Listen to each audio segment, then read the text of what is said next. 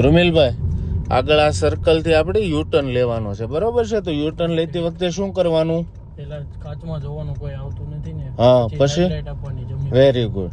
પછી ધીરે ધીરે યુટર્ન લેવાનું. ઓકે, યુટર્ન લેવી કે ડિવાઈડર અને ગાડીની વચ્ચે કેટલો ડિસ્ટન્સ હોવો જોઈએ? 2 ફૂટનો. Very good.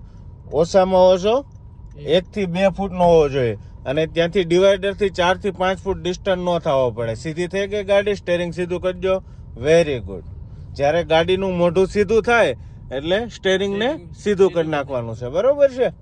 જો સીધું નહીં કરો તો પાછું જે બાજુ ટર્ન લીધો હશે એ બાજુ ડિવાઈડર સાથે અથડાશે, બરોબર છે? એટલે જ્યારે પણ આપણે સ્ટેરિંગને 1 રાઉન્ડ માર્યો છે તો 1 રાઉન્ડ 1.5 રાઉન્ડ મારેલો હશે સ્ટેરિંગ ફેરવવા માટે, તો 1.5 રાઉન્ડ સીધું કરી દેવાનું, બરોબર છે? આવી જ અવનવી ડ્રાઇવિંગ શીખવા માટેની ટિપ્સ માટે અમારા પેજને લાઇક અને ફોલો જરૂરથી કરજો. અને હા મિત્રો, જો તમારા ગ્રુપમાં પણ કોઈને ડ્રાઇવિંગ શીખવું છે તો સવાણી મોટર ડ્રાઇવિંગ સ્કૂલની અવશ્ય મુલાકાત લેજો.